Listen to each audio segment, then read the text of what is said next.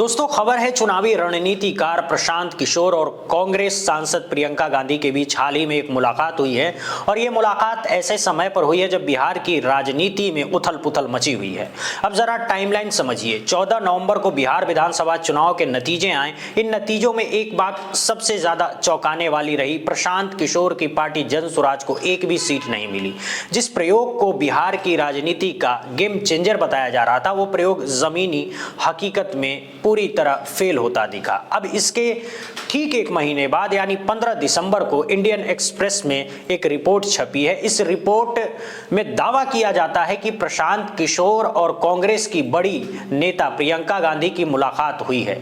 अब सवाल ये नहीं है कि मुलाकात हुई या नहीं, असल सवाल यह है कि इस मुलाकात के मायने क्या हैं, क्योंकि राजनीति में कोई भी मुलाकात यूं ही नहीं होती। सबसे पहले समझते हैं प्रशांत किशोर की स्थिति। बिहार चुनाव से पहले प्रशांत किशोर को लेकर एक नैरेटिव बनाया गया था कि वो नीतीश कुमार और तेजस्वी यादव दोनों के लिए चुनौती बनेंगे, कि वो जाति की राजनीति से ऊपर उठकर एक नई राजनीति खड़ी करेंगे। लेकिन नतीजा क्या निकला? जनसुराज को ना तो सवर्णों का पूरा समर्थन मिला, ना पिछड़ों का भरोसा, ना दलितों का झुकाव और ना ही अल्पसंख्यकों की गोलबंदी। यानी जो प्रयोग लैब में सफल लग रहा था, वो चुनावी मैदान में पूरी तरह ध्वस्त हो गया। और यही वो मोड़ है जहां से प्रशांत किशोर के अगले कदम को समझना जरूरी हो जाता है। अब आते हैं कांग्रेस और प्रियंका गांधी पर। कांग्रेस इस वक्त देश के सबसे मुश्किल दौर से गुजर रही है। एक तरफ बीजेपी का मजबूत संगठन, दूसरी तरफ क्षेत्रीय दलों का दबाव। बिहार की बात करें तो कांग्रेस लंबे समय से वहां हाशिए पर रही है, आरजेडी की छाया में सिमटी हुई और खुद का कोई ठोस जनाधार खड़ा नहीं कर पाई। प्रियंका गांधी को कांग्रेस में ग्रास रूट राजनीति की जिम्मेदारी दी गई है। उन्हें एक ऐसे चेहरे के तौर पर देखा जाता है जो संगठन को फिर से जमीन पर जोड़ सकता है। और यहीं पर प्रशांत किशोर का नाम एक बार फिर सामने आता है। अब आपको याद दिला दूं, प्रशांत किशोर और गांधी परिवार का रिश्ता कोई नया नहीं है। जब लोकसभा चुनाव में कांग्रेस को लगातार हार का सामना करना पड़ रहा था, जब पार्टी दिशाहीन नजर आ रही थी, तब प्रशांत किशोर को ही रणनीति बदलने की जिम्मेवारी दी गई थी। 2014 के बाद 2017 में यूपी चुनाव, फिर 2019 का लोकसभा चुनाव, हर जगह प्रशांत किशोर ने कांग्रेस को समझाने की कोशिश की कि चुनाव कैसे लड़ा जाता है, मैसेज कैसे बनाया जाता है और संगठन को कैसे एक्टिव किया जाता है। हालांकि तब भी कांग्रेस नेतृत्व और प्रशांत किशोर के बीच पूरी तरह तालमेल नहीं बन पाया, लेकिन रिश्ते पूरी तरह टूटे भी नहीं। अब सवाल यह है, बिहार चुनाव में फेल होने के बाद प्रशांत किशोर क्यों प्रियंका गांधी से मिल रहे हैं? इसके तीन बड़े मायने हो सकते हैं। प्रशांत किशोर अब ये समझ चुके हैं कि अकेले पार्टी बनाकर राजनीति करना उनके लिए आसान नहीं है। रणनीतिकार बनना अलग बात है और नेता बनना बिल्कुल अलग बात। अब संभव है कि वो एक बार फिर रणनीति की भूमिका में लौटना चाहते हों। कांग्रेस बिहार में खुद को फिर से खड़ा करने की कोशिश में है और इसके लिए उसे नए प्रयोग, नए चेहरे और नए माइंडसेट की जरूरत है। Prashant Kishor data, micro management और चुनावी नैरेटिव में माहिर माने जाते हैं। ये मुलाकात भविष्य के किसी बड़े राजनीतिक गठजोड़ की शुरुआत भी हो सकती है। हालांकि अभी कुछ भी आधिकारिक नहीं है, लेकिन राजनीति में इशारे ही काफी होते हैं। अब यहाँ एक दिलचस्प सवाल उठता है, क्या कांग्रेस एक बार फिर प्रशांत किशोर पर भरोसा करेगी? और क्या प्रशांत किशोर फिर से कांग्रेस के सिस्टम में काम करने के लिए तैयार होंगे? क्योंकि पिछली बार यही टकराव सबसे बड़ी समस्या बना था। कांग्रेस का पुराना ढांचा और प्रशांत किशोर का नया तरीका, इन दोनों के बीच सामंजस्य बैठाना हमेशा से मुश्किल रहा है। बिहार की राजनीति के लिहाज से ये मुलाकात और भी अहम हो जाती है, क्योंकि बिहार में आने वाले समय में सत्ता की लड़ाई और तेज होने वाली है।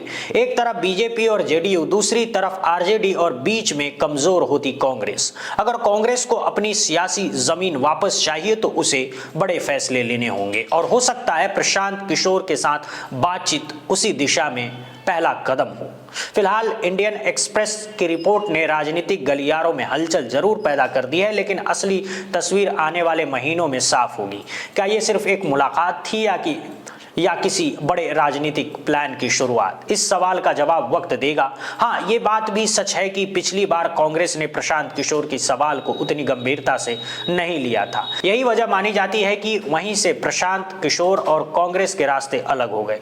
लेकिन राजनीति में कहा जाता है कोई भी दरवाजा हमेशा के लिए बंद नहीं होता, और शायद यही वजह है कि इस बार की मुलाकात को सिर्फ एक शिष्टाचार भेंट मानकर नजरअंदाज नहीं किया जा सकता। कहा जा रहा है कि इस बार हुई बातचीत में कई अहम मुद्दों पर खुलकर चर्चा हुई है। पॉलिटिक्स के कंसल्टिंग एडिटर आदेश रावल से मुलाकात, प्रशांत किशोर और प्रियंका गांधी के बीच मुलाकात हुई है, और यह मुलाकात सिर्फ औपचारिक नहीं थी। सूत्रों के हवाले से यह दावा किया जा रहा है कि इस बातचीत के दौरान प्रशांत किशोर ने एक बड़ा प्रस्ताव रखा। बताया जा रहा है कि प्रशांत किशोर ने प्रियंका गांधी से कहा कि वो अपनी पार्टी जनसुराज का कांग्रेस में विलय करने को तैयार हैं, लेकिन इसके बदले में वो कांग्रेस में एक अहम जिम्मेवारी चाहते हैं। अब सवाल उठता है वो जिम्मेदारी क्या हो सकती है। सूत्रों के मुताबिक बात बिहार कांग्रेस अध्यक्ष पद को लेकर हो रही है, यानी साफ शब्दों में कहें तो प्रशांत किशोर बिहार कांग्रेस की कमान संभालना चाहते हैं और उसी के जरिए बिहार की राजनीति में एक नई पारी की शुरुआत करना चाहते हैं। लेकिन यहाँ कहानी में ट्विस्ट आता है। बताया जा रहा है कि प्रियंका गांधी ने इस प्रस्ताव पर कोई सीधा वादा करने से इनकार कर दिया है। प्रियंका गांधी ने साफ कहा है कि वो इस तरह का कोई फैसला अकेले नहीं कर सकती हैं। उन्होंने प्रशांत किशोर से कहा है कि इस मुद्दे पर पार्टी की लीडरशिप से बात की जाएगी और उसके बाद ही कोई आगे की बातचीत संभव हो पाएगी। यानी न तो साफ हाँ है और ना ही साफ ना। राजनीति की भाषा में इसे कहते हैं दरवाजा पूरी तरह बंद नहीं किया गया है। अब जरा पीछे चलते हैं। ये पहली बार नहीं है जब प्रशांत किशोर और कांग्रेस लीडरशिप इस तरह की बातचीत की मेज पर बैठी हूं। साल 2022 में भी कांग्रेस नेतृत्व के साथ प्रशांत किशोर की एक बड़ी और लंबी बैठक हुई थी। उस वक्त कांग्रेस की अध्यक्ष सोनिया गांधी थी। उस बैठक में राहुल गांधी, प्रियंका गांधी और कांग्रेस पार्टी के कई वरिष्ठ नेता मौजूद थे। बताया जाता है कि उस मीटिंग में प्रशांत किशोर ने कांग्रेस के लिए एक पूरा रोड मैप पेश किया था। उन्होंने चुनावी रणनीति, संगठन में बदलाव, राज्यों पर फोकस और बीजेपी से मुकाबले का पूरा प्लान रखा था। ये कोई छोटी प्रेजेंटेशन नहीं थी, बल्कि कांग्रेस को फिर से खड़ा करने का ब्लूप्रिंट था। इंडियन एक्सप्रेस की रिपोर्ट के मुताबिक उस वक्त प्रशांत किशोर कांग्रेस ज्वाइन करना चाहते थे, लेकिन दिक्कत कहां आई? दिक्कत आई कांग्रेस के पुराने ढांचे और प्रशांत किशोर की कार्यशैली के बीच में। प्रशांत किशोर तेज फैसलों के पक्षधर हैं। डेटा सर्वे और ग्राउंड रिपोर्ट पर चलते हैं। वहीं कांग्रेस का सिस्टम अब भी कई स्तरों पर धीमी प्रक्रिया में उलझा हुआ है। इसी टकराव की वजह से 2022 में बात आगे नहीं बढ़ पाई और यहीं से ये माना गया कि कांग्रेस और प्रशांत किशोर के रास्ते अलग अलग हो गए हैं। लेकिन बिहार चुनाव के बाद परिस्थितियां बदल गई है। प्रशांत किशोर का जनसुराज प्रयोग अपेक्षा के मुताबिक सफल नहीं रहा है। वहीं दूसरी तरफ कांग्रेस बिहार में लगातार कमजोर होती जा रही है। ऐसे में दोनों के हित एक बिंदु पर आकर मिलते दिख रहे हैं। प्रशांत किशोर को एक मजबूत राजनीतिक प्लेटफॉर्म चाहिए और कांग्रेस को एक नया माइंडसेट, नई रणनीति और ग्राउंड लेवल पर पकड़। अब सवाल यह है कि क्या इस बार बात बनेगी? क्या कांग्रेस बिहार जैसे राज्यों में प्रशांत किशोर को इतनी बड़ी जिम्मेवारी देने के लिए तैयार होगी? और क्या प्रशांत किशोर कांग्रेस के संगठनात्मक ढांचे के भीतर काम करने के लिए तैयार होंगे? क्योंकि दोनों के लिए ये फैसला आसान नहीं है। कांग्रेस के लिए ये जोखिम है तो प्रशांत किशोर के लिए भी ये एक बड़ी सियासी परीक्षा है।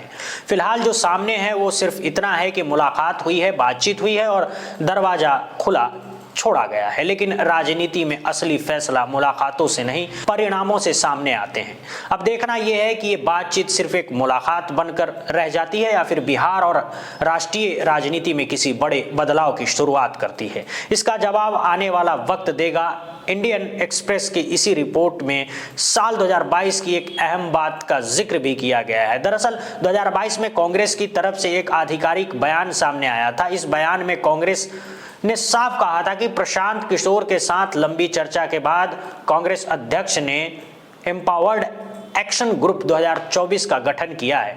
इस ग्रुप का मकसद था 2024 के लोकसभा चुनाव के लिए कांग्रेस की रणनीति को नए सिरे से तैयार करना। कांग्रेस ने यह भी कहा कि इस ग्रुप की जिम्मेदारी तय की गई है और साथ ही प्रशांत किशोर को पार्टी में शामिल होने का औपचारिक निमंत्रण दिया गया है। लेकिन इसी बयान में एक और अहम बात जोड़ी गई। कांग्रेस ने कहा कि प्रशांत किशोर ने पार्टी में शामिल होने के प्रस्ताव को स्वीकार नहीं किया, यानी ऑफर था लेकिन पीके ने उसे ठुकरा दिया। बयान के आखिरी में कांग्रेस ने यह भी कहा है कि हम पार्टी को दिए गए प्रशांत किशोर के सुझावों को, प्रयासों की सराहना करते हैं।